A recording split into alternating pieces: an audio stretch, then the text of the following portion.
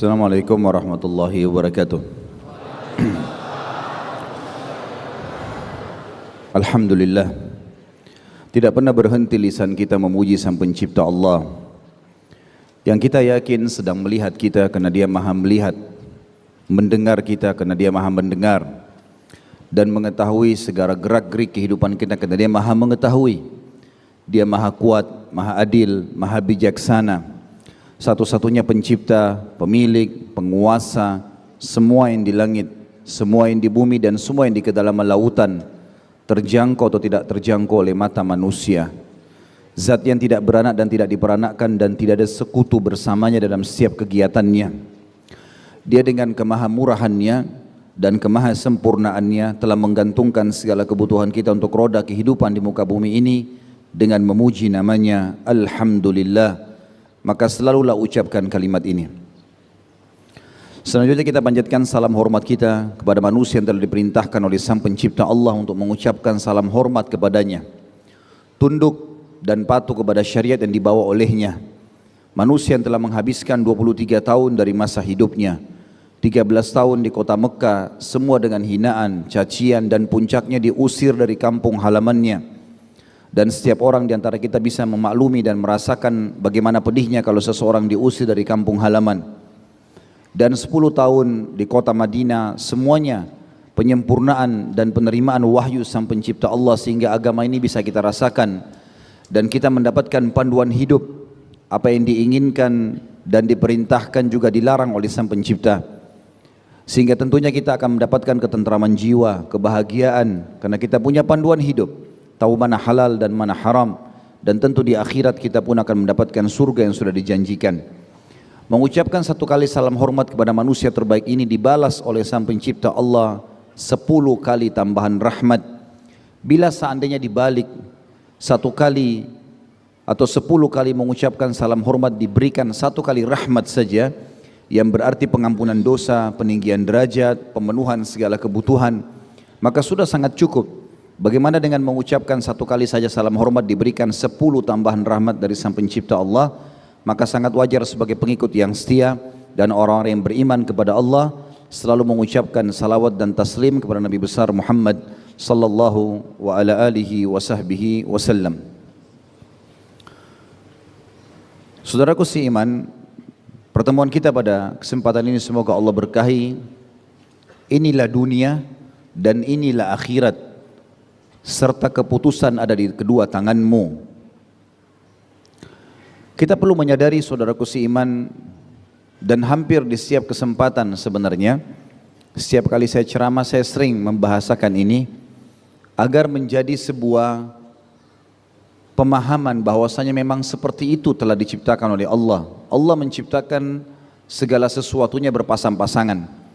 Adanya pagi dan malam, adanya lapar dan haus, lapar dan kenyang, adanya muda dan tua, adanya sehat dan sakit, adanya kaya dan miskin, adanya laki-laki dan perempuan, adanya hidup dan mati, dan adanya dunia ini dan juga ada akhirat. Banyak orang tidak memahami masalah ini, sehingga pada saat dia sakit misalnya, dia sulit untuk menerima. Sebab dia tidak faham atau tidak mau faham kalau sebenarnya di muka bumi ini pasti berpasangan. Sebagaimana kita sehat, kita pasti akan sakit. Kalau orang faham ini teman-teman sekalian, maka dia pada saat sakit bisa menerima kejadian tersebut. Begitu pula dengan pada saat kita lapar, ada kenyang, ada kesulitan, ada kemudahan, ada muda, ada tua. Begitu pula sebagaimana kita hidup di dunia ini, maka akan ada kehidupan akhirat. Allah subhanahu wa ta'ala mengajarkan kepada kita dan menyebutkan tentang kedua alam ini, dunia dan juga akhirat. Dan sebenarnya teman-teman sekalian, kita ini adalah penghuni akhirat. Nabi Adam alaihissalam, ayah kita, dan istrinya Hawa alaihissalam diciptakan oleh Sang Pencipta Allah untuk menghuni surga. Dan beliau diturunkan di muka bumi untuk memimpin serta menjalankan hukum-hukum yang telah Allah perintahkan agar bumi ini makmur, kemudian kembali ke akhirat. Maka siapapun yang mengikuti apa yang Allah inginkan, dia akan kembali kepada akhirat, tempatnya di surga. Hanya saja banyak orang yang membangkang, mampir di dunia, mereka sudah tidak mau lagi ikut untuk menuju ke akhirat. Maka bagi orang-orang pembangkang disiapkan neraka untuk menyiksa mereka. Nabi SAW mengatakan, perumpamaan saya dengan dunia ini seperti seorang musafir yang sebenarnya sedang penat di tengah jalan, lalu dia istirahat. Setelah penatnya hilang, maka dia akan pergi menuju ke tujuannya. Kita di dunia ini teman-teman punya tujuan. Diciptakan oleh Allah di sini, diturunkan di muka bumi untuk beribadah, mengikuti peraturan-peraturan Allah. Mampir sebentar dan kita akan kembali ke akhirat. Kita seperti sedang safar, naik bus misalnya, dari satu kota ke kota yang lain. Dan sementara kita lagi mampir, maka banyak orang subhanallah di tempat mampir atau transit itu mereka tidak ikut lagi. Atau bahkan mereka meninggalkan transportasi sehingga mereka hilang arah.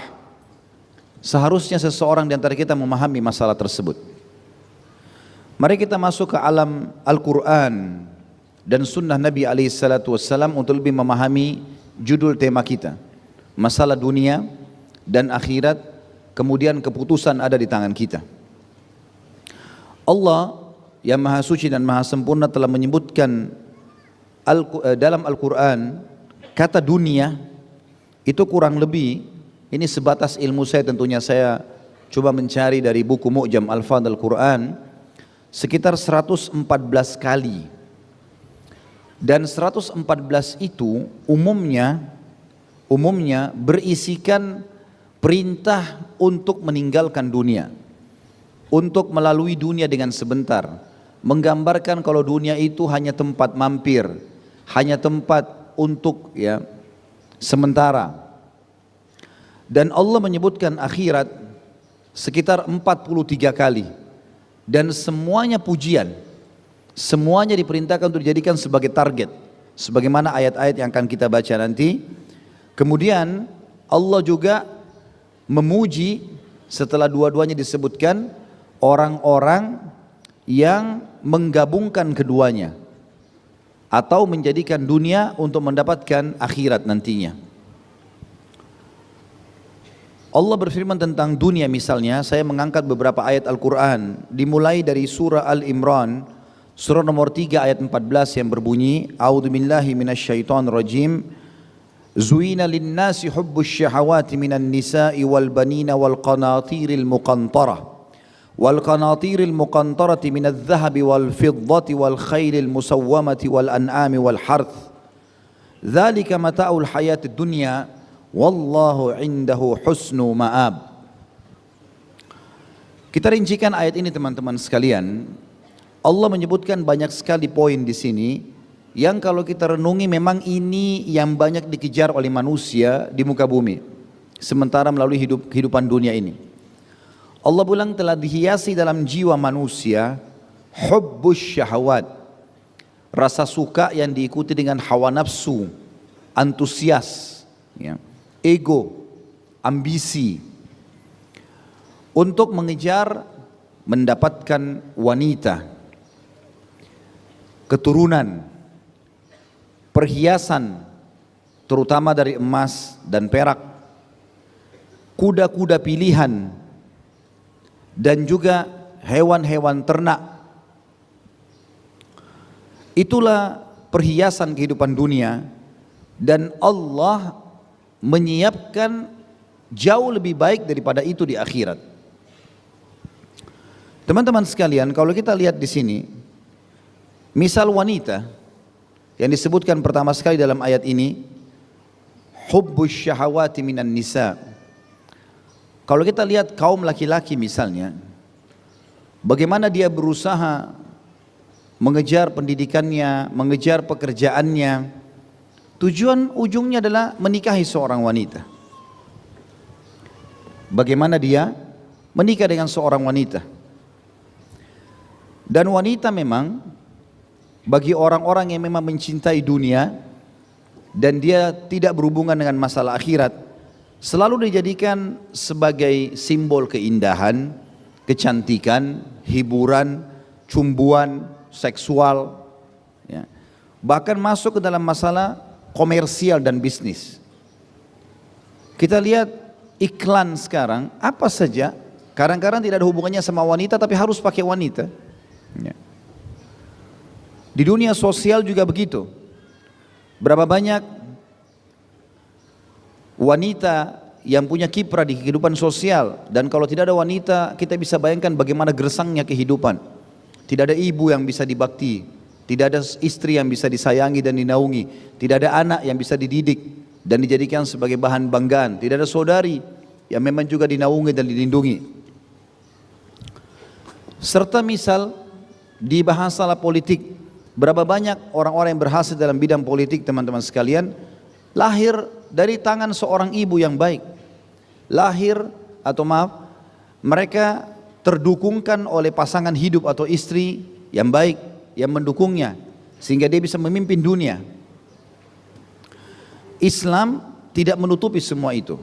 Dan bagi orang yang menginginkan akhirat, boleh, tetapi ada syarat-syaratnya. Bahkan Nabi SAW menjadikan kalau wanita itu baik, salihah, wanita yang patuh kepada Allah, dia dinobatkan sebagai perhiasan dunia yang terbaik. Sebagaimana sabda Nabi SAW, ad-dunya mata' wa khairu mata'iha mar'atus salihah. Dunia ini semuanya perhiasan. Bisa kita jadikan sebagai perhiasan kita, menghibur diri, melihat ke langit, melihat ke tanaman, melihat ke lautan, menikmati apa saja bisa. Dan kata Nabi SAW, ketahuilah sebaik-baik perhiasan adalah wanita. Di dunia ini, wanita yang salihah. Jadi memang wanita dijadikan sebagai simbol dalam masalah kebahagiaan. Hanya saja orang dunia yang hanya fokus kepada dunia, dia tidak pikir apakah itu salih atau tidak. Juga kita tahu Nabi SAW mencintai dunia karena adanya wanita.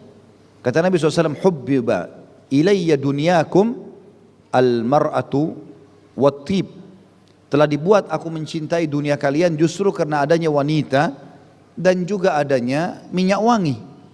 Adanya ibu yang dibakti, adanya istri yang disayangi, adanya anak yang dinaungi. Kemudian juga Nabi SAW menyebutkan dalam banyak sekali dalil berhubungan dengan masalah ini. Seperti misalnya dalam masalah nafkah anak perempuan, kata Nabi SAW kepada seorang sahabat yang kebetulan dia membagi nafkah berbeda antara anak-anaknya. Maka kata Nabi SAW, jangan kau lakukan itu karena kalau kau pun mau lakukan, kalau boleh saya melakukan membedakan, maka saya akan dahulukan anak perempuan. Tapi harus adil. Artinya Nabi SAW peduli dengan konsep masalah wanita ini. Begitu pula dengan anak perempuan, di mana Nabi SAW, semua ini hadis-hadis sahih riwayat Bukhari Muslim. Kata Nabi SAW, siapa yang dikarunia anak perempuan kemudian dia didik dengan baik sampai dia nikahkan, maka baginya surga. Dan itu tidak disebutkan bagi anak laki-laki. Kemudian juga dalam hadis yang lain kata Nabi SAW di haji wada, istausu bin nisa'i khaira. Saya wasiatkan kepada kalian, jagalah baik-baik para kaum wanita. Fa innahunna khuliqna min dila'. Sesungguhnya mereka diciptakan dari tulang rusuk. Dan sesungguhnya yang paling bengkok dari tulang rusuk yang bagian atasnya, maksudnya fikirannya. Kalau kau paksakan meluruskan maka engkau akan mematahkannya, dan kalau seandainya kau biarkan dia akan bengkok terus, maka aku wasiatkan kebaikan untuk kaum wanita. Juga kata Nabi SAW, akmalul mu'minina imanan ahsanum khuluqa. Orang mukmin yang paling sempurna imannya adalah orang yang paling bagus akhlaknya. Wa khiyarukum khiyarukum linisaihi, dan yang paling sempurna akhlaknya adalah yang paling baik kepada para istrinya. Wa ana khiyarukum linisaihi, dan saya orang yang paling baik dengan para istrinya. Di sini teman-teman sekalian Allah menyebutkan kalau dunia memang ada di sini. Masalahnya adalah ada kaum wanita yang memang dijadikan sebagai perhiasan dunia. Hanya saja bedanya orang yang kejar dunia, wanita itu hanya dijadikan sebagai bahan komersial saja, sehingga seperti tidak ada nilainya lagi, harus membuka auratnya di sana sini, harus menjual kehormatannya, harus mempermalukan nama keluarganya. Tapi kalau orang mukmin tidak, dia akan dihiasi menjadi seorang ibu yang mulia, istri yang mulia, anak yang mulia, saudari yang mulia, komponen masyarakat yang dihormati, ya. Kemudian di lanjutan ayat Allah juga mengatakan selain daripada wanita, Allah mengatakan dan juga keturunan. Berapa banyak orang teman-teman sekalian yang saya temui tidak punya keturunan. Tetapi pada saat dia bertemu dengan seseorang yang bisa mengatakan cobalah obat ini, cobalah cara ini, kita temukan wajahnya sangat ceria. Saya tahu beberapa orang ikhwah yang sudah lama berumah tangga tidak punya keturunan, dan betapa sedihnya rasanya tidak punya keturunan. Dan Allah SWT mengatakan itu ada bagian daripada perhiasan dunia, keturunan. Dan berapa bangganya orang-orang yang memiliki keturunan, yang Allah berikan kelebihan warna kulit yang bagus, paras wajah, rambut, apalagi kalau pintar dan soleh atau soleha, maka bisa jadi kebanggaan. Allah mengatakan ini bagian daripada dunia juga. Kemudian juga perhiasan dari emas dan perak serta kuda. Emas dan perak saya sudah tidak perlu bahas lagi karena teman-teman sudah tahu tentunya. Ya, perhiasan selalu menjadi sebuah simbol kekayaan. Emas, perak yang dijadikan sebagai cincin, kalung, segala macam. Bahkan kadang-kadang ada orang yang mungkin berlebihan hartanya, dia jadikan rumahnya sebagai hiasan dengan emas misalnya, atau disebut dengan emas. Kemudian kuda yang terlatih. Ini biasanya kalau di istana-istana raja itu umum sudah adanya kuda-kuda terlatih. Bahkan orang-orang yang punya kemampuan secara ekonomi biasanya salah satu simbol kekayaan mereka memiliki kuda peliharaan, dan Allah sebutkan itu. Serta juga binatang ternak. Ya, ada juga orang yang memperkaya hartanya dengan binatang ternak. Allah mengatakan itulah perhiasan kehidupan dunia. Yang kita ingin garis bawahi adalah penutupan ayat, kata Allah, wallahu inda husnul ma'ab. Setelah Allah jelaskan panjang lebar tadi masalah apa yang kita paparkan poin-poinnya itu, kata Allah, dan Allah memiliki sesuatu yang lebih baik daripada itu.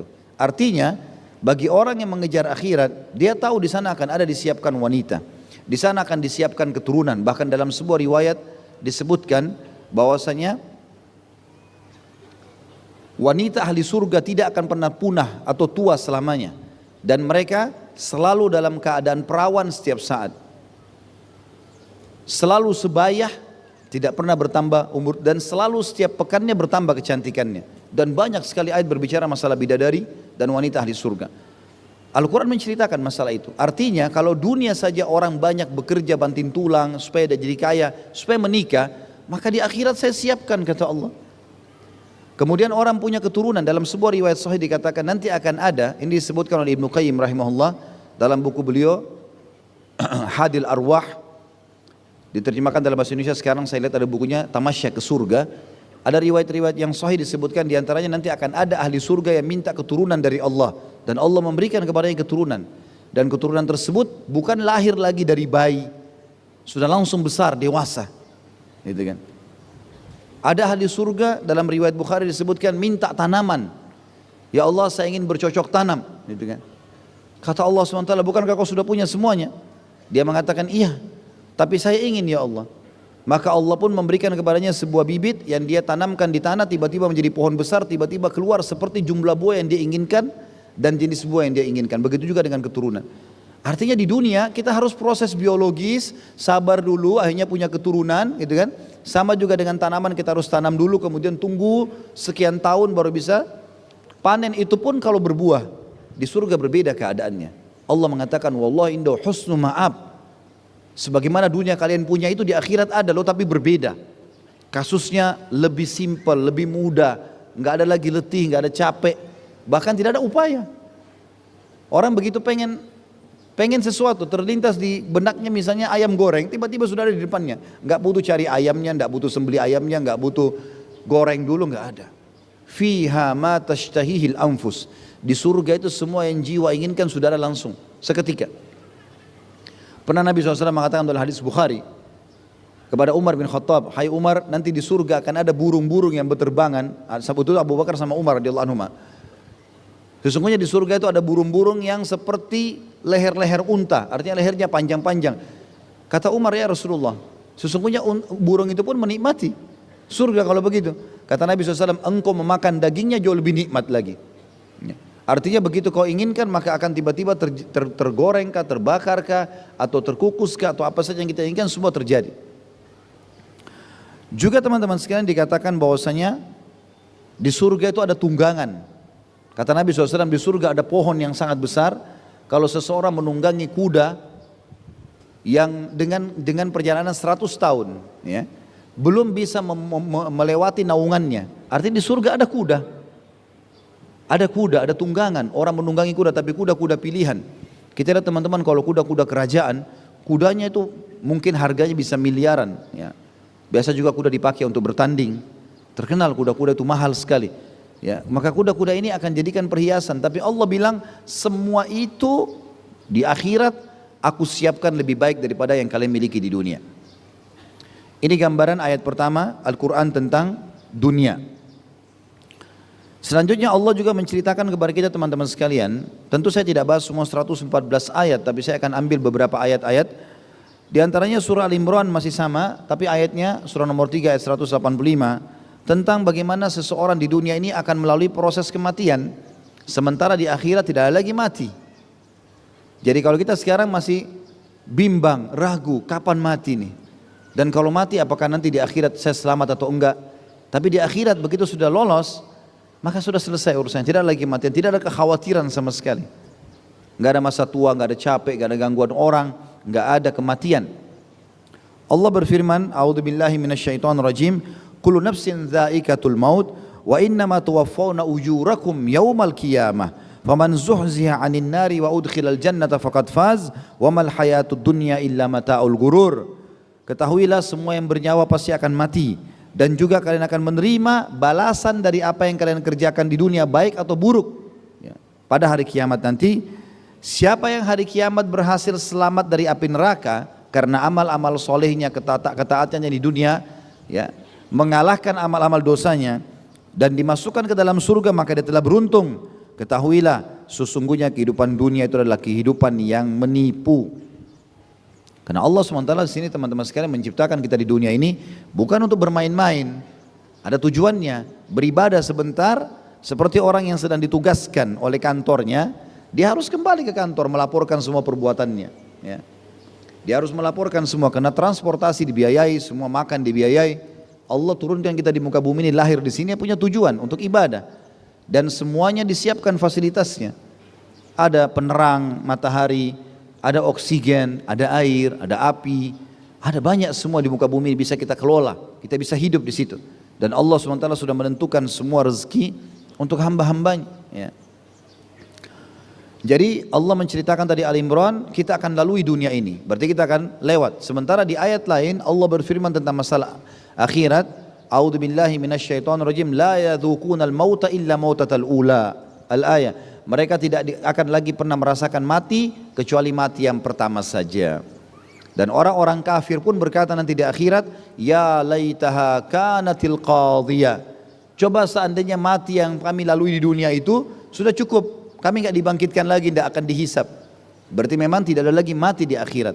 Dalam riwayat Bukhari dikatakan akan didatangkan sosok seperti domba yang dipegang oleh seorang sosok malaikat, lalu dipanggillah penghuni surga, hai penghuni surga, maka mereka semua balik dalam kondisi mereka khawatir, jangan sampai mereka dikeluarkan lagi dari surga.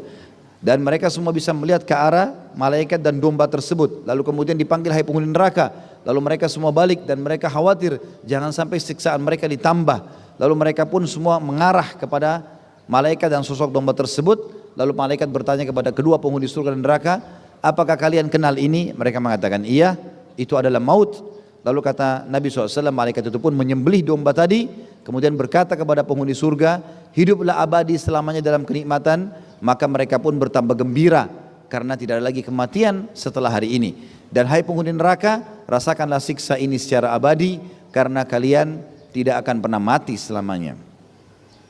Ayat yang ketiga teman-teman sekalian adalah surah Yunus, surah nomor 10 ayat 24.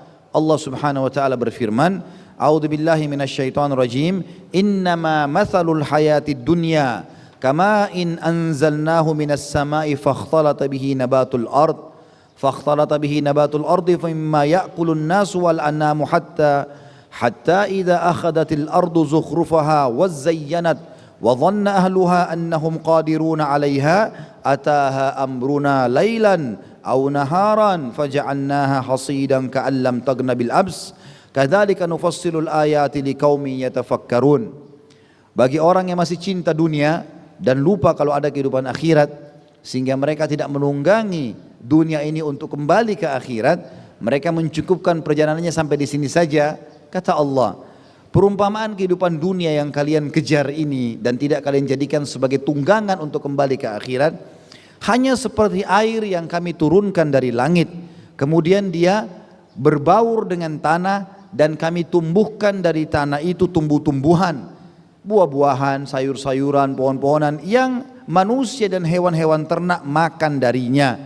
Dan pada saat dia sudah tumbuh, sudah berbuah, sudah dinikmatin dan sudah mulai menghiasi dunia atau bumi menjadi indah, dan penduduknya mengira bahwasanya mereka akan selalu mendapatkan hasil dari pohon-pohon tersebut, maka datanglah penghancuran dari sisi kami, baik malam ataupun siang hari, maka kami jadikan seperti tidak pernah ada sebelumnya. Begitulah kami rincikan kepada kalian ayat-ayat kami agar kalian berfikir. Artinya kehidupan dunia ini teman-teman sekalian akan kita lalui. Tidak ada yang tertinggal di sini. Dalam pepatah bahasa Arab dikatakan, cintailah siapapun yang kau sukai di dunia ini, toh juga kau akan berpisah dengannya. Kumpulkanlah yang terbaik yang kau bisa miliki dari dunia ini, toh juga kau akan meninggalkannya. Dalam bahasa lain kaum salaf mengatakan, dan nanti akan kita sebutkan banyak sekali wasiat-wasiat para kaum salafus saleh tentang masalah bagaimana dunia dan bagaimana akhirat. Mereka mengatakan dalam pepatah-pepatah yang masyhur bahwasanya pilihlah apa yang kau inginkan dari dunia ini, cintailah sesukamu, ucapkanlah sesukamu, toh juga kau akan kembali menuju akhirat sebagaimana kau dilahirkan. Tidak lagi lembaran baju, kita lahir telanjang, kita juga meninggal seperti itu, dan dikubur hanya selembar kain sebagaimana kita waktu disambut juga dengan selembar selimut saja. Di ayat yang keempat teman-teman sekalian adalah masih surah Yunus ayat 68 sampai 70.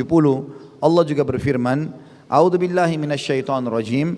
Qalu ittakhadallahu walada subhanahu huwal ghani lahu ma fis samawati wa ma fil ard in 'indakum min sultanin min hadza in indakum min sultanin min hadza ataquluna 'ala Allahi ma la ta'lamun. Qul innal ladzina yaftaruna 'ala Allahi al-kadhiba la yuflihun mata'u fid dunya thumma ilayna marji'uhum thumma nudhikuhumul 'adzaba asy-syadida bima kanu yakfurun. Yang artinya mereka berkata bahwasanya Allah memiliki anak. Ini peringatan bagi kaum Yahudi dan kaum Nasrani. Mereka sudah beriman kepada Allah, tapi Yahudi masih mengatakan Uzair anak Allah dan Nasrani mengatakan Isa anak Allah. Maha suci Allah, Dia maha kaya, miliknya lah semua yang di langit dan di bumi. Apakah kalian memiliki ilmu sehingga kalian mengatakan Allah itu mengambil anak? Apakah kalian berani mengucapkan sesuatu yang kalian tidak ketahui? Ketahuilah, siapapun yang berbohong tentang Allah di muka bumi ini, Allah turunkan hukum dia tolak, Allah larang dia langgar, Allah perintahkan tidak dilakukan, atau dia mengarang-ngarang seperti mengatakan Allah punya anak, mereka tidak akan pernah beruntung. Mereka hanya akan melalui kehidupan dunia yang sebentar dan mereka akan dikembalikan kepada kami, lalu kami pasti akan siksa dia dengan atau mereka dengan siksa yang pedih sebagaimana mereka telah kufur.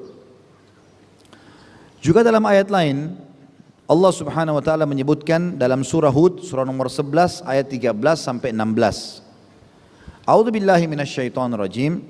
Kita masih mendalami dulu ayat-ayat Al-Qur'an bagaimana Allah menyebutkan tentang dunia sebagian dari ayatnya. Am yaquluna iftarah qul fa'tu bi asyri suwarin mithlihi muftarayatin wad'u man istata'tum min dunillahi in kuntum shadiqin. Mereka mengatakan bahwasanya Muhammad itu mengarang-ngarang Al-Quran. Kalau memang betul itu karangan manusia, maka kata Allah coba datangkan 10 surah saja yang seperti itu. Pilih surah yang terpendek. Wal asr inna ataina. Apa saja.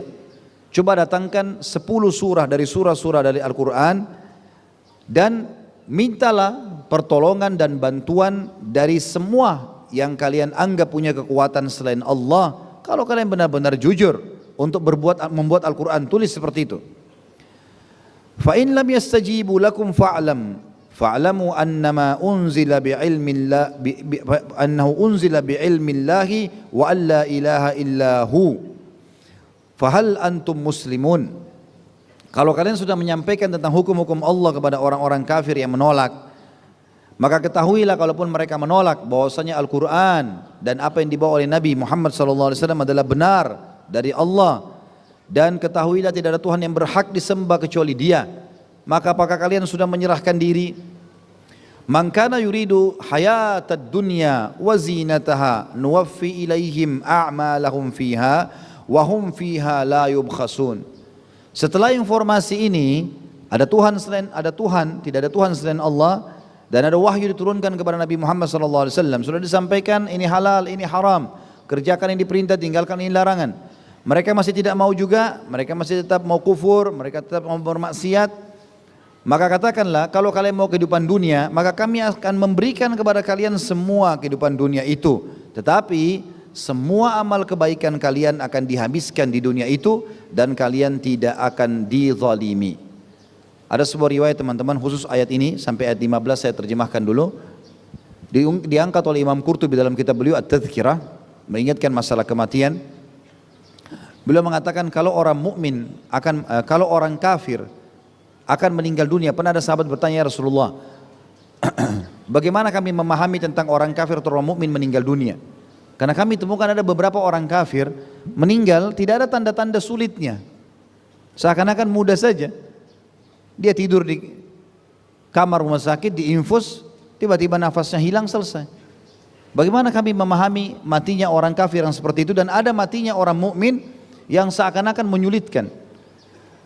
Tabrakanlah, kebakaranlah, disiksalah, dibunuhlah. Bagaimana memahami ini? Maka kata Nabi SAW, sesungguhnya orang-orang kafir, kalau mereka berbuat kebaikan di dunia yang dianggap baik oleh Allah, seperti dia bakti sama orang tuanya, dia bersedekah, dia apalah, ya, membantu orang sulit, menjenguk orang sakit, ya, melanjutkan silaturahim dengan kerabatnya, memang Allah bolehkan dan itu pahala di dalam agama Islam. Tapi mereka kafir. Maka kata Nabi SAW, Allah pun memudahkan matinya si kafir tadi untuk menghabiskan semua kebaikannya di dunia, sehingga di akhirat dia sudah tidak punya lagi. Sementara orang-orang mukmin yang kalian lihat menemukan kesulitan-kesulitan pada saat meninggal, termasuk kata Nabi SAW, terlihatnya keringat di keningnya, maka itu adalah pembersihan segala dosa dia yang sudah dia lakukan dan tidak sempat dia memohon ampun kepada Allah, sehingga dia bertemu dengan Allah tidak tersisa lagi. Lanjutan ayatnya kata Allah, ulaika alladzina laisa lahum fil akhirati illa an-nar wa habita ma sana'u fiha wa batilum ma kanu ya'malun. Mereka itulah orang-orang yang mau cuma dunia saja. Sudahlah, enggak usah nasihatin saya masalah agama, saya enggak mau tahu. Sudahlah, biarin saja saya berbuat sepuas saya. Ini kan bebas, ini negara demokrasi, ini segala macam. Baik, enggak mau dengar. Dia saya cuma mau begini saja, enggak apa-apa riba, enggak apa-apa zina, enggak apa-apa ini, enggak apa-apa itu. Dia membangkang. Maka kata Allah, biarin, kami akan berikan semuanya. Dunia, dia beli mobil, dia ini, dia itu dikasih sama Allah SWT. Tapi di akhirat tidak lagi apa-apa. Kata Allah, mereka itulah yang di akhirat tidak akan punya apa-apa kecuali neraka. Dan hancurlah semua apa yang telah mereka lakukan, serta batallah semua apa yang telah dia atau mereka simpan. Dalam ayat lain juga Allah SWT berfirman, saudaraku seiman, dalam surah Ibrahim, surah nomor 14 ayat 3. A'udzu billahi minasyaitonir rajim. Alladzina yastahibbuna al-hayatad dunya 'alal akhirah wa yasudduna 'an sabilillahi wa yabghunaha iwaja ulaika fi dhalalin ba'id. Kalau Anda sudah beriman kepada Allah, saudaraku seiman, sudah menikmati yang halal, mengerjakan perintah, meninggalkan yang haram, istiqamahlah. Jangan terpengaruh dengan tetangga, teman kantor, atasan, seorang pejabat pemerintahan kah, yang memang dalam kondisi jauh dari agama Allah. Tidak, orang jauh dari agama berarti jauh dari akhirat, ya. Maka jangan terpengaruh dengan mereka. Kata Allah SWT, sesungguhnya orang-orang yang mengejar-ngejar dunia ini dan dia meninggalkan urusan akhiratnya, dunia saja. Seperti kita lihat orang-orang berfoya-foya, tiap hari cuma foya-foya, buang waktu mabuk-mabukan, gonta-ganti pasangan, zina sana sini dan seterusnya. Dan mereka jauh dari jalan Allah. Terlebih lagi mereka sengaja menahan atau menahan, ya, orang-orang yang berada di jalan Allah, maka mereka dalam keadaan kesesatan yang nyata. Jadi tidak perlu ragu dengan masalah itu. Selanjutnya juga Allah Subhanahu wa taala menyebutkan Di dalam surah Al-Qasas, surah nomor 28 ayat 60 sampai 63. A'udzu billahi minasyaitonir rajim. Maaf, sebelumnya Al-Kahfi dulu, surah nomor 18 ayat 45 sampai 46. A'udzu billahi minasyaitonir rajim. Wadrib lahum mathalal hayatid dunya kama'in anzalnahu minas sama'i fakhtalata bihi nabatul ard. فاختلط به نبات الأرض فأصبح هشيما تذروه الرياح وكان الله على كل شيء مقتدرا. Berikanlah perumpamaan kepada mereka, hai Muhammad, bahwasanya kehidupan dunia ini hanya seperti air yang kami turunkan dari langit, air hujan, lalu berbaur dengan tanah, lalu kemudian kami jadikan tanah itu tumbuh, kemudian kami hancurkan dengan angin-angin. Dan Allah mampu mengerjakan apapun yang Dia inginkan. Al-malu wal banuna zinatul hayatid dunya wal baqiyatus salihatu khairun inda rabbika thawaban wa khairun amala. Dan ketahuilah bahwasanya seluruh harta yang kalian kumpulkan dan kalian kejar, jabatan, kedudukan, nama baik, dan juga keturunan yang kalian bangga-banggakan, hanya perhiasan dunia saja. Sementara semua yang akan didapatkan dan dibalaskan di akhirat nanti di sisi Tuhan kalian jauh lebih baik dan lebih sempurna. Kemudian surah Al-Qasas, surah nomor 28 ayat 60 sampai 63 juga berbunyi, a'udzubillahi minasyaitonir rajim, wa ma utitum min syai'in famata'ul hayatid dunya wa zinatuha.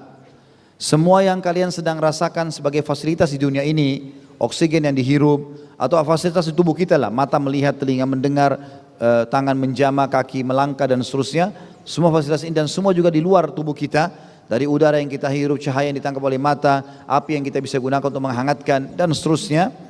Semua itu kata Allah hanya perhiasan dunia saja. Wa ma indallahi khairun wa abqa afala ta'qilun.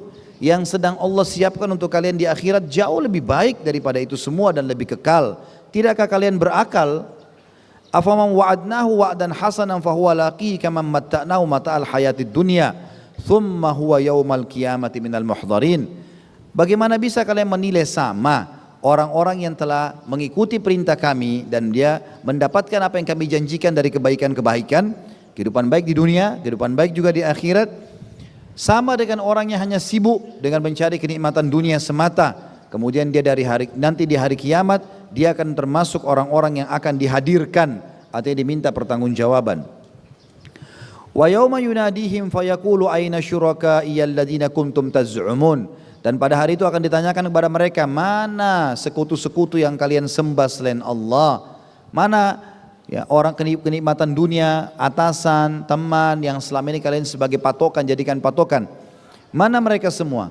Qala alladziina haqqa 'alaihimul qawlu rabbana haula'i alladziina agwainahum kama gawaina. Ya Tuhan kami, sesungguhnya pada saat didatangkan teman-teman yang pernah mengajak dia ke diskotik, mengajak dia bermaksiat, kemudian atasannya atau siapa saja teman-temannya ya, atau keluarganya, lalu kemudian datangkan dan dikatakan kepada mereka, ini mereka. Lalu mereka bilang, ya Allah, sesungguhnya orang-orang ini telah menyesatkan kami, maka hukum mereka. Mereka pun membalas, ya Allah, kami cuma mengajak mereka, mereka yang ikut, gitu kan. Fatabarra'na ilaik, ya Allah, kami berlepas diri dari orang-orang ini. Maka nu iyana ya'budun, kami sendiri tidak pernah mau diakui sebagai orang yang disembah atau tempat-tempat bergantungnya orang-orang seperti ini. Yang terakhir berhubungan dengan masalah dunia ini teman-teman sekalian, itu masih banyak dalilnya, adalah surah Asy-Syura, surah nomor 42 ayat 20 yang berbunyi, A'udzubillahi minasyaitonir rajim, man kana yuridu harthad akhirati nazid lahu fi harthi wa man kana yuridu harthad dunya nu'tihi minha wa ma lahu fil akhirati min nasib. Siapapun yang mau mengejar akhirat sehingga dia jadikan dunia ini sebagai tunggangannya, maka kami akan berikan semua dunia dan akhirat. Kami akan punya kebutuhan dunianya, makannya, minumnya, tempat tidurnya, pasangannya, keturunannya, semua kami akan berikan. Dan di akhirat dia juga akan dapatkan tambahan-tambahan yang banyak. Dan siapa yang ingin dunia saja, maka kami juga akan memberikan sempurna. Tetapi di akhirat dia tidak akan mendapatkan apa-apa lagi. Makanya di awal tadi teman-teman saya bilang kita harus yakin. Nanti kita kalau meninggal, saudaraku seiman, kita seperti orang bangun tidur ya. Seperti orang yang baru bangun tidur, baru bangun mimpi.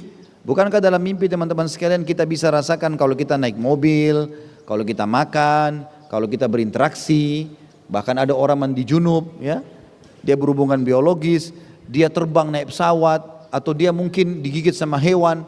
Jadi ada dalam mimpi dia seperti bahagia, dalam mimpi ada juga dia ketakutan. Yang kalau bahagia dia merasa kenapa kalau ada yang bangunkan, kenapa saya dibangunkan, padahal saya lagi mimpi yang enak. Atau kalau dia lagi diganggu, terganggu dalam mimpinya, maka dia pun berharap supaya jangan ada, dia bersyukur atau berterima kasih pada orang yang membangunkannya. Sebenarnya kehidupan dunia seperti itu. Kita akan seperti bangun tidur saja nantinya. Oh ternyata ini dunia, ini loh kehidupan saya. Pada saat ruh kita keluar nanti teman-teman sekalian, tidak mengenal umur ini, tua atau muda. Kita kalau meninggal nanti maka kita akan lihat dari ruh kita waktu dicabut, kita akan lihat jasad kita itu dikerumuni oleh orang kalau tabrakan atau dinakisi oleh keluarga, ruh kita melihat itu semua, menyaksikan. Terus saja dia menyaksikan itu sampai jasadnya nanti dimasukkan ke dalam liang lahat. Barulah ruhnya dikembalikan ke liang lahat itu untuk diminta pertanggungjawaban. Tapi selama itu dia melihat, kita melihat semua diurus, diproses, tapi kita nggak bisa buat apa-apa.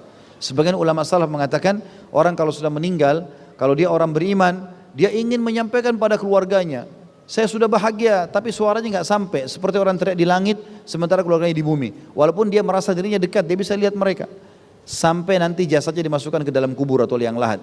Begitu pula kalau dia orang fasik atau orang kafir, dia minta keselamatan, tolong saya, selamatkan saya, tapi suaranya seperti antara langit dan bumi, dia teriak tapi tidak kedengaran sama sekali.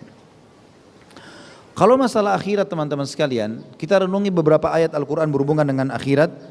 Surah An-Nisa surah nomor 4 ayat 77 misalnya, A'udzubillahi minasyaitonirrajim, kul mata'ud dunya qalilun wal akhiratu khairun liman ittaqa wa la tudlamuna syai'a. Katakanlah kehidupan dunia ini kenikmatannya sebentar dan akhirat jauh lebih baik bagi orang-orang yang bertakwa dan mereka tidak akan dizalimi sedikit pun. Ulama tafsir merincikan, kalau di dunia kita makan karena kondisinya lapar, tapi kalau kita di surga di akhirat, kita makan bukan karena lapar. Orang kalau makan karena lapar, targetnya menghabiskan makanan. Orang kalau makan karena bukan lapar, dia akan menikmati. Orang kalau minum dalam kondisi dahaga atau haus, dia akan targetnya menghilangkan hausnya. Maka beda dengan minumnya orang yang tidak lagi haus. Dia masih bisa pilih, mau minum apa? Mau minum panas atau dingin, maka dia bisa milih karena dia tidak haus. Tapi kalau orang haus targetnya mau panas, mau dingin, yang penting dia minum dulu gitu kan. Begitu pula dengan semua kegiatan di duka bumi ini. Kalau di akhirat tidak ada lagi itu teman-teman sekalian. Kita di surga makan bukan karena lapar, kita berhenti bukan karena kenyang. Ya, sampai kalau teman-teman ikuti ceramah saya di YouTube tentang bedah buku Rasulullah SAW cerita tentang surga dan neraka, itu dikatakan ahli surga yang paling rendah derajatnya nanti itu memiliki 10.000 pelayan, dan satu pelayan membawa 2 nampan, berarti ada 20.000 nampan, dan dia akan makan dari nampan yang pertama sampai nampan yang terakhir tanpa kenyang. Dia berhenti bukan karena kenyang. Allah SWT dengan kemaha sempurnaannya memberikan itu. Kata Nabi SAW, setiap makanan minuman tidak dibutuhkan oleh tubuh ahli surga akan keluar dalam bentuk keringat yang lebih wangi dari bau kasturi. Jadi kita makan minum bukan karena lapar dan haus. Kita juga tidak tidur lagi, tidak ada malam. Di surga orang cuma bersantai-santai saja semuanya. Kata lagi, kita kalau malam datang memang gelap, mau tidak mau kita akan harus tidur, tapi ini enggak, sama sekali tidak ada. Orang kepikiran masalah sakit, kata Nabi SAW, orang surga tidak ada lagi sakit, enggak ada lagi beringus, enggak ada lagi meludah, ya, enggak ada lagi buang air besar, enggak ada lagi buang air kecil. Semua makanan minuman dimakan akan keluar dari bentuk keringat yang lebih wangi dari bau kasturi, gitu kan. Dan pakaian mereka tidak akan punah, umur mereka pun tidak akan habis. Di ayat yang lain Allah SWT juga berfirman dalam surah At-Taubah surah nomor 9 ayat 38, A'udzubillahi minasyaitonirrajim, wa mal hayatud dunya illa la'ibun wa lahu. Sesungguhnya kehidupan dunia ini hanya bermain-main saja, senda gurau, artinya akan kalian lalui sebentar sekali. Bukankah seseorang di antara kita kalau ketemu dengan teman SD-nya sekarang, mungkin kalau ada teman-teman yang sebaya dengan saya, di sini saya pernah ketemu dengan beberapa teman saya SD waktu saya masih SD di Makassar ini, sampai sekarang pun masih ada yang datang, saya temuin, gitu kan. Seperti kita baru cerita kemarin gitu. Ingat tak dulu di kelas begini? Kita mengingat kasus yang ini ceritanya 40 tahun yang lalu, ya 35 tahun yang lalu, kasus tentang masalah SD. Tapi seperti baru kemarin. Begitu nanti di akhirat teman-teman sekalian, kita saling bercerita, oh dulu pernah hadir di Al-Markas, ingat gak dulu? Gitu. Waktu itu ikut pengajian, itu kita akan teringat semua dan tidak lagi yang terlupa. Bahkan sebagian ulama mengatakan di surga, orang akan diberikan kesempatan oleh Allah untuk mereview kembali riwayat hidupnya di dunia. Saya mau lihat kembali ya Allah dari saya bayi sampai saya meninggal, dilihatkan semua. Oh ternyata cuman ini ya, tidak lewat dari setengah hari waktu akhirat, sudah selesai semuanya gitu. Lalu Allah mengatakan walad darul akhiratu khairun lilladzina yattaqun. Ketahuilah semua ayat ya, 43 ayat berhubungan semua masalah akhirat, yang khusus akhirat ini Allah selalu mengatakan selalu lebih baik bagi orang-orang yang bertakwa. Afala ta'qilun, tidakkah kalian berakal? Ya. Ini tentu dari disebutkan dalam surah Al-An'am, surah nomor 6 ayat 32. Juga dalam surah Taubah, surah nomor 9 ayat 38, ini sekarang At-Taubah, tadi saya keliru ya. Ayat tadi yang saya bacakan adalah Al-An'am surah nomor 6 ayat 32. Kalau sekarang baru saya baca At-Taubah surah nomor 9 ayat 38. A'udzubillahi minasyaitonir rajim. Ya ayyuhalladzina amanu ma lakum idza qila lakum firu fi sabilillahi tsaqaltum ilal ard. Hai orang-orang beriman, mengapa kalau kalian dipanggil untuk patuh kepada Allah, untuk berjihad membela agamanya, kalian merasa berat di muka bumi? Araditum bil hayatid dunya minal akhirah. Apakah kalian masih mau mengejar dunia dan kalian mau bandingkan dengan akhirat? Fama mata'ul hayatid dunya fil akhirati illa qalil. Sesungguhnya kenikmatan dunia ini dibandingkan akhirat hanyalah sesuatu yang sangat kecil. Ini semua masih ayat ya. Nanti akan kita dengarkan bagaimana penyampaian baginda Nabi alaihissalam tentang masalah dunia yang jauh lebih merincikan tentang masalah ayat-ayat yang mulia ini. Kemudian dalam surah Ar-Ra'd surah nomor 13 ayat 22 ya. Maaf, ayat 26 ya. A'udzubillahi minasyaitonir rajim. Allah yabsutu rizqa liman yasha'u wa yaqdir wa farihu bil hayatid dunya wa mal hayatud dunya fil akhirati illa mata'. Allah sudah menentukan rezeki dan memberikan kepada siapapun yang dia inginkan. Sudah ditentukan semuanya. Dan mereka orang-orang ini terus saja mengejar dunia tersebut. Dan ketahuilah kehidupan dunia itu hanya sedikit dibandingkan dengan akhirat. Terakhir masalah akhirat adalah surah Asy-Syura surah nomor 41 ayat 36. Ini tentu cuplikan-cuplikan saja yang saya ambil. A'udzubillahi minasyaitonir rajim. Fama utitum min syai'in famata'ul hayatid dunya wa ma indallahi khairum wa abqa lil ladzina amanu wa 'ala rabbihim yatawakkalun.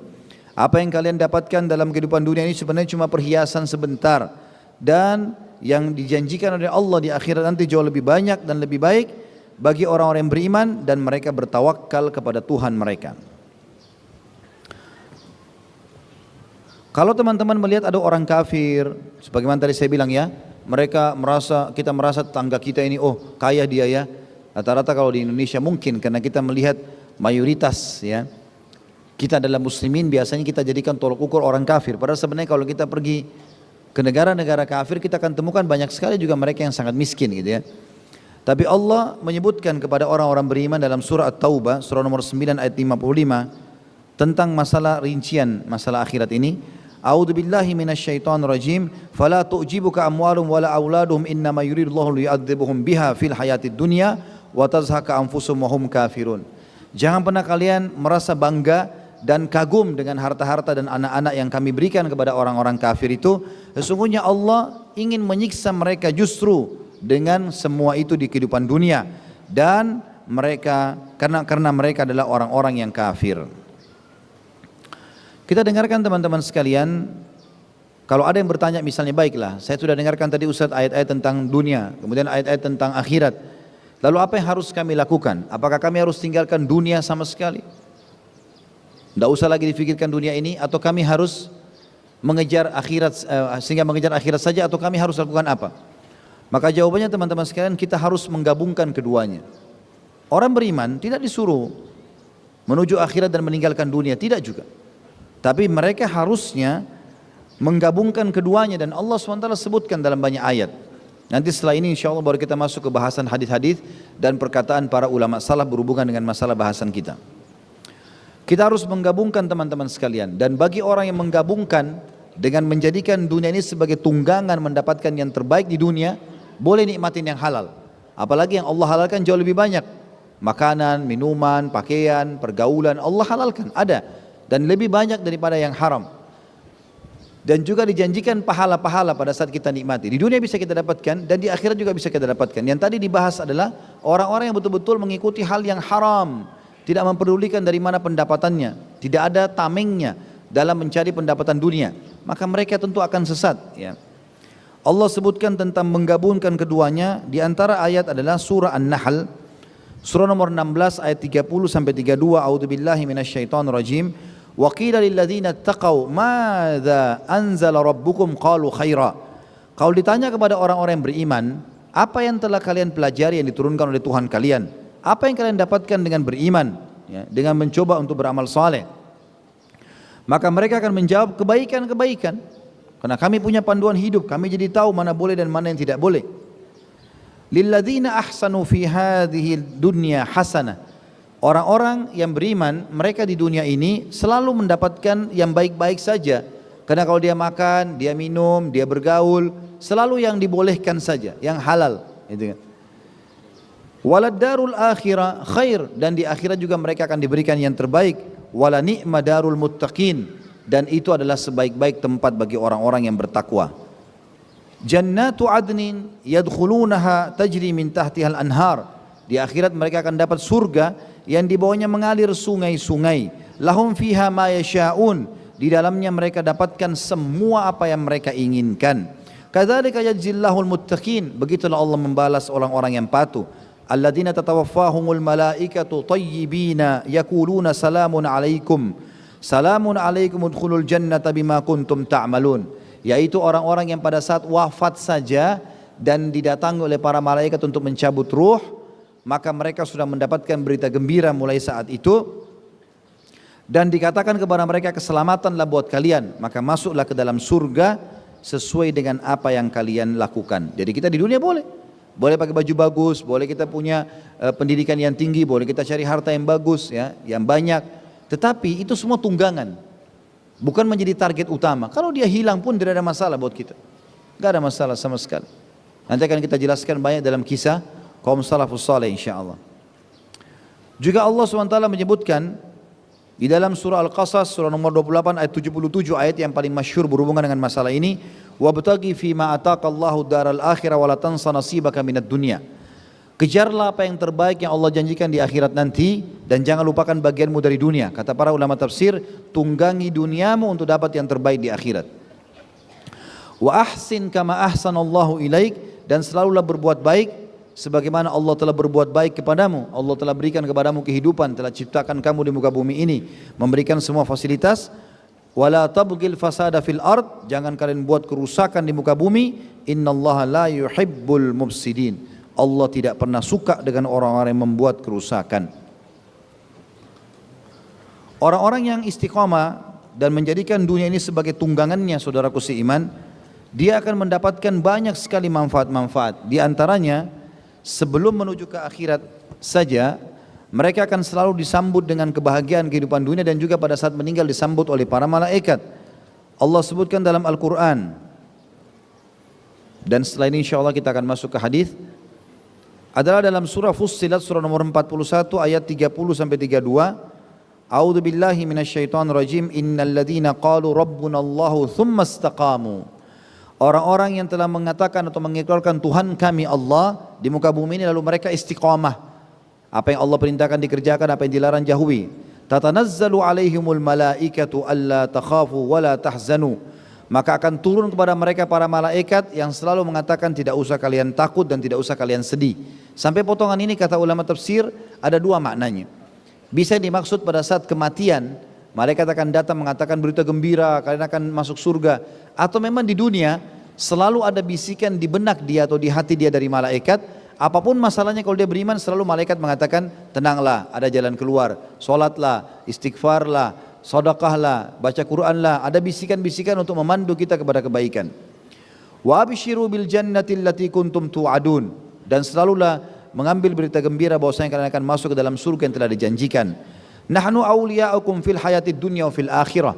Kami pasti akan menjadi penolong untuk kalian di dunia dan di akhirat. Walakum fiha ma tashtahihi anfusukum walakum fiha ma tad'un. Dan di dalam surga kalian akan mendapatkan apa yang kalian sukai, apa saja yang kalian sukai, dan juga apa yang kalian inginkan. Nuzulan min ghafurur rahim. Semua itu adalah pemberian dari Sang Pencipta Allah Subhanahu wa ta'ala. Sekarang kita pindah teman-teman sekalian ke beberapa hadis Nabi SAW yang merincikan ayat-ayat tadi. Yang pertama adalah hadis Nabi SAW. Hadis ini sahih diriwayatkan oleh Imam Ahmad di jilid 7 nomor 183, Ibnu Majah nomor 4105, Ibnu Hibban di hadis nomor 72. Man kanatid dunya hammuhu farraqallahu alaihi amrah. Ketahuilah barang siapa yang menjadikan dunia sebagai target utamanya dan bukan tunggangan untuk akhirat, maka Allah akan persulit semua urusannya di dunia. Wa ja'ala faqrahu baina ainai, dan Allah akan jadikan selalu kefakiran terlihat di depan matanya. Subhanallah, ada orang begitu ya, sudah miliaran hartanya, sudah banyak kendaraannya, sudah besar rumahnya, tapi selalu merasa kurang. Kemiskinan di depan mata. Padahal subhanallah ada orang di luar sana, sendal pun untuk diganti sulit. Mereka mau makan pun, mau makan, menikmati makanan selain yang rutinitas mereka makan sulit. Mereka mau ganti bajunya yang sobek juga sulit. Tapi subhanallah Allah jadikan ke mata orang-orang yang targetkan dunia sebagai utama, target utamanya kemiskinan di depan matanya. Walam ya'tihi minad dunya illa ma khutibalah. Padahal sebenarnya tidak akan pernah dia dapatkan dari dunia kecuali yang telah ditakdirkan untuknya. Wa man kanatil akhiratu niyyatuhu, barang siapa yang targetnya dan niatnya adalah akhirat, jama'allahu amrahu, Allah akan mudahkan urusannya di dunia. Wa ja'ala ginahu fi qalbihi, dan Allah akan tanamkan kekayaan di dalam hatinya. Subhanallah, orang yang beriman kepada Allah kita temukan kalau azan selalu ke masjid, pakaiannya begitu saja, mungkin rumahnya sederhana dari kayu, tapi kita temukan orang ini bahagia. Selalu makanannya cukup, bahagia sama istrinya, bahagia sama anak-anaknya, sampai dia meninggal aman-aman saja, disolati di masjid dekat rumahnya, gitu kan. Maka Allah jadikan kekayaan di dalam jiwanya, dalam hatinya. Kata Nabi SAW, wa atathu dunya wa hiya ragimah, dan pasti dunia akan Allah datangkan kepadanya sementara dunia itu terhina. Ya. Subhanallah, waktu Umar bin Khattab radhiyallahu anhu, teman-teman sekalian, menerima harta rampasan perang dari Persia banyak sekali, termasuk singgasananya Persia dari emas yang diangkat lebih dari 20 orang sahabat untuk membawa ke Madinah. Ada ada gelang tangan dan gelang kakinya Kisra yang terdiri dari sekian, ya kalau kita sekarang mungkin sudah hitungan sekian ratus gram emas. Kemudian ada karpet, yang karpet itu kalau dari lagi musim salju, karena di Rusia waktu itu, ya ibu kota Persia, itu kalau lagi musim salju dan tidak ada tanaman sama sekali, karpet itu dibuka, dan kalau dibuka ada kayak pohon-pohonnya, tebal sekali, besar, 30 meter kali 30 meter, gitu kan. Jadi besar sekali karpetnya saja. Waktu jadi ghanimah, para mujahidin, kurang lebih jumlahnya mereka pada saat itu yang masuk ke Madain, ibu kota Persia, itu hanya tidak lebih daripada 25.000 orang. Yang tepatnya sampai di dalam istananya Kisra itu cuman dibawa 15 orang. Sampai kata Nabi SAW, sekelompok dari sahabatku yang akan sampai ke istana putihnya Kisra. Mereka waktu kumpul, musyawarah, mereka dapat ini satu wilayah Persia jadi ghanimah. Jadi kaya raya para mujahidin, jumlahnya cuma 25.000, dapat wilayah Persia, wilayah yang paling luas, gitu kan. Maka mereka bilang, untuk apa kita ambil singgasananya Kisra ini, mau diapain? Mau dibagi-bagi, mau dipotong-potong, gak ada gunanya. Karpet ini juga 30 kali 30 meter untuk apa? Gelangnya Kisra, siapa yang mau pakai ini semua? Gak perlu, kirim ke Amir Mu'minin Umar bin Khattab, kirim ke Madinah. Begitu tiba di Madinah, rombong-rombongan datang banyak sekali, kena berat, singgasananya harus 20 orang yang angkat, kena beratnya emas semuanya. Begitu tiba di depannya Umar, Umar keluar dari masjid dengan bajunya yang sederhana radhiyallahu anhu. Lalu beliau bilang, apa ini semua? Mereka mengatakan, ini harta kekayaan sebagian kecil dari harta kekayaan Kisra.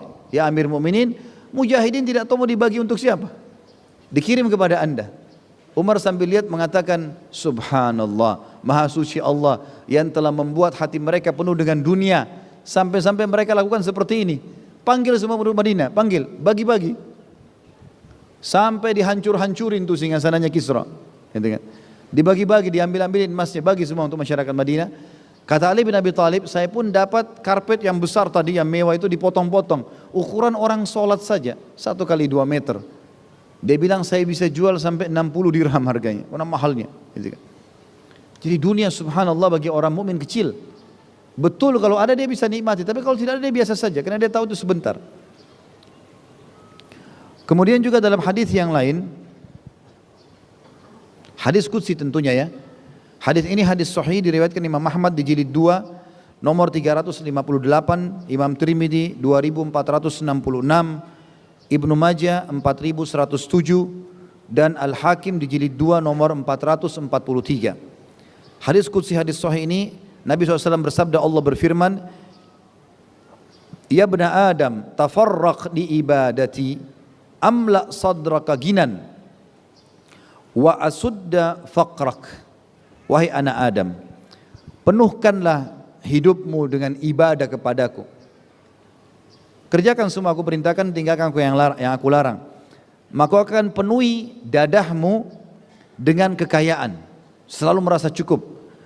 Dan aku akan menghilangkan semua kefakiran darimu. Wa in lam taf'al mala'tu yadaika syughla. Dan kalau kau tidak lakukan itu, maka kau akan penuhi kedua tanganmu dengan kesibukan. Walam asudda faqrak. Dan aku juga tetap tidak menghabiskan atau menghilangkan kemiskinan atau masalah darimu dengan perbuatan itu. Hadis yang ketiga adalah hadis yang sahih riwayat Imam Muslim nomor 2858. Nabi SAW bersabda, Wallahi mad dunya fil akhirati illa mathalu ma yaj'alu ahadikum isba'ahu hadhihi wa asyara Yahya bis sababa fil yam falyanzur bima yarji'. Kata Nabi SAW, demi Allah, di depan para sahabat, demi Allah, sesungguhnya dunia yang kalian tinggali ini dan sering kalian kejar dibandingkan dengan akhirat adalah hanya seperti salah seorang dari kalian mencelupkan telunjuknya. Dan Yahya rahimahullah, salah satu tabi'in yang meriwayatkan hadis ini, mengatakan, memberikan isyarat kepada murid-muridnya, telunjuk ini yang dicelupkan ke lautan lalu diangkat. Kata Nabi SAW, lihatlah apa yang terikut dari air di jarinya. Itulah perbandingan dunia dan akhirat. Akhirat seperti lautan yang luas, dunia ini seperti air yang melekat di jari telunjuk kalau kita tancapkan. Dalam hadis yang lain juga, hadis yang selanjutnya, hadis yang sahih riwayat Tirmidzi nomor 2322. Maaf, ini hadis hasan ya, sanadnya hasan, riwayat Tirmidzi nomor 2322 dan Ibnu Majah nomor 4112. Kata Nabi SAW, ala inna dunya mal'unah wa mal'unu ma fiha. Ketahuilah, dunia ini sebenarnya terlaknat. Maksudnya terlaknat, Allah akan binasakan, tidak akan tinggal abadi. Dan semua yang di dalamnya juga sama, akan binasa semuanya. Illa dzikrullah, kecuali mengingat Allah. Maksudnya di sini patuh kepada Allah SWT. Wa ma walah, dan semua yang berhubungan dengan mengingat Allah dan patuh kepadanya. Wa alimun au muallimun, orang yang mengajar agama atau orang yang belajar. Itu saja yang aman. Yang lain semuanya termasuk akan binasa. Subhanallah, Sulaiman alaihissalam pernah jalan terbang di atas udara dibawa oleh angin. Dalam sebuah athar disebutkan, ada satu petani, dia lihat Sulaiman alaihissalam seperti itu, lalu dia mengatakan, Subhanallah, maha suci Allah